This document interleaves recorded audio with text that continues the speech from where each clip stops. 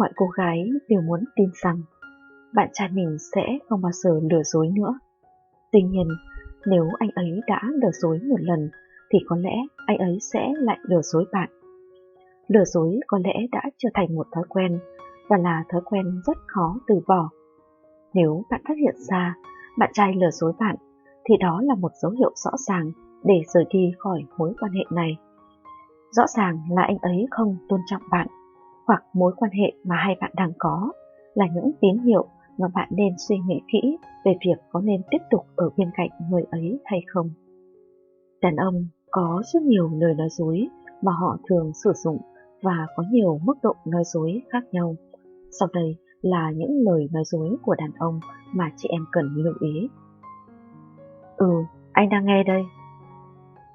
Điều này không nghiêm trọng đến mức là lời nói dối, nhưng nó có thể khiến bạn bực bội. Khi bạn đang nói chuyện với người đàn ông của mình và có vẻ như anh ấy đang mất tập trung, thì đừng để bị lừa khi anh ấy nói rằng anh ấy đang lắng nghe bạn nói.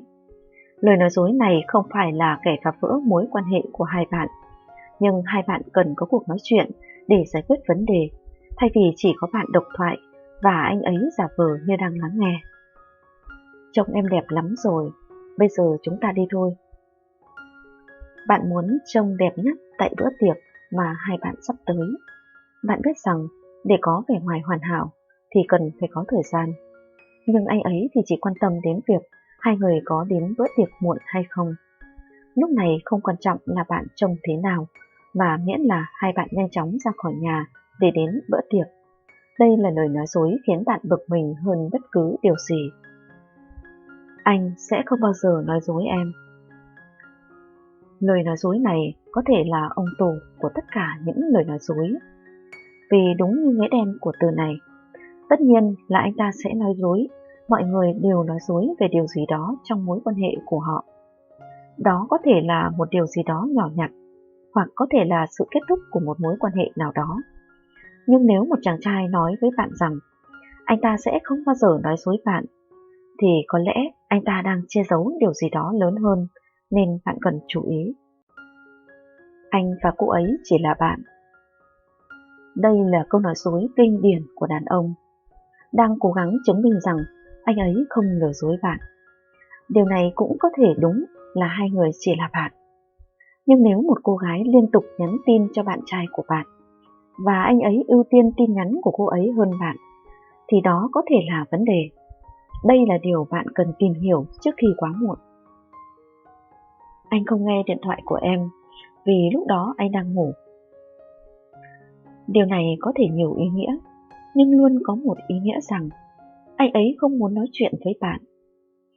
Rất có thể anh ấy đã không ngủ khi bạn gọi điện. Đành rằng khả năng anh ấy sử dụng lý do này để lừa dối bạn là rất thấp. Nhưng nó đặt ra câu hỏi rằng tại sao anh ấy không muốn nói chuyện? Anh xin lỗi. Đây là lời nói dối cực kỳ phổ biến mà đàn ông nói với phụ nữ. Bất cứ khi nào họ gây rắc rối hoặc làm điều gì đó tồi tệ, họ sẽ chỉ nói anh xin lỗi và mong được tha thứ. Vấn đề là hầu hết các trường hợp mà đàn ông xin lỗi bạn thì anh ấy không cảm thấy có lỗi, mà chỉ thấy tiếc nuối vì đã bị bạn bắt được lỗi. Anh đã không mang theo điện thoại. Đây là lời nói dối tương tự với câu anh không nghe điện thoại của em vì lúc đó anh đang ngủ. Thông thường, điều này không có nghĩa là họ lừa dối, và cũng có thể anh ấy không mang theo điện thoại khi bạn gọi thật. Nhưng nó cũng chỉ ra rằng có thể có một số vấn đề ẩn dưới lời nói dối này cần được làm sáng tỏ. Lúc này rất khó để lên kế hoạch cho mọi thứ. Điều này chỉ có nghĩa là anh ấy không muốn lên kế hoạch. Nó có thể là một vấn đề nhỏ nếu chỉ là kế hoạch cuối tuần của hai bạn. Nhưng nếu nó là mục tiêu hoặc kế hoạch dài hạn thì đó là một vấn đề sâu sắc hơn. Cách duy nhất để giải quyết điều này là thông qua giao tiếp, trò chuyện giữa hai người. Bạn sẽ cần được giải thích lý do tại sao anh ấy không muốn cam kết thực hiện bất kỳ kế hoạch tương lai nào với bạn. Anh không làm gì đâu, anh thề. Nếu một người bạn trai nói với bạn câu này thì tin tôi đi, chính anh ta còn không dám chắc lời mình nói đâu nhé. Thực ra không phải bạn nam cố ý gài bạn hay dụ dỗ gì cả. Có thể anh ấy thực sự có ý tốt, muốn thể hiện sự tôn trọng với bạn.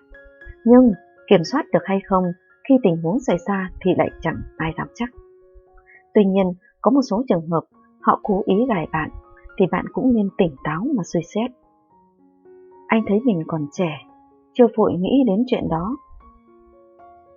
Nếu người yêu nói anh ta chưa nghĩ đến tương lai, thì hãy dịch cho chuẩn câu nói này, chính là trong tương lai anh ta không có bạn. Trong tình yêu, không chỉ con gái mới hay kỳ vọng và nghĩ chuyện xa xôi như kết hôn, con cái. Nếu anh ấy thật lòng, anh ấy sẽ có kế hoạch của cả hai người, thật đấy. Anh nói thật, anh không bao giờ lừa dối em đâu. Thiết nghĩ, tìm được một người không bao giờ biết nói dối, còn khó hơn mò trăng dưới đại dương. Khi người đàn ông muốn chứng minh bản thân đang nói thật, làm thật, thay vì những câu tin anh đi đầy sáo rỗng, anh ấy sẽ đưa cho bạn chứng cứ để chứng minh. Anh muốn tập trung cho sự nghiệp. Tình yêu và sự nghiệp chẳng bao giờ mâu thuẫn với nhau nếu người đàn ông không muốn thế. Dù là nam hay nữ, chúng ta đều phải làm việc và lo toan cuộc sống. Tình yêu hay hôn nhân là để hỗ trợ nhau, cùng nhau vượt qua những áp lực đó. Thế nên, nếu anh ấy đủ yêu bạn, thì tình yêu là động lực. Nếu anh ấy không đủ tình cảm, tình yêu tự nhiên thành gánh nặng. Hoặc là có những câu như: từ trước đến giờ anh chưa yêu ai như em đâu. Anh sẽ yêu em suốt đời, nhưng có thể là yêu mấy em cùng một lúc suốt đời cũng nên. Em sẽ là người con gái cuối cùng của anh. Anh nhớ em quá, không ngủ được, nhưng thật ra là đang cày game, hay cày cái gì thì chúng ta không biết. Hay anh hứa lần sau anh sẽ không như vậy nữa. Hoặc là anh yêu em vì tâm hồn của em, anh không quan tâm đến ngoại hình. Các bạn nghe có quen không?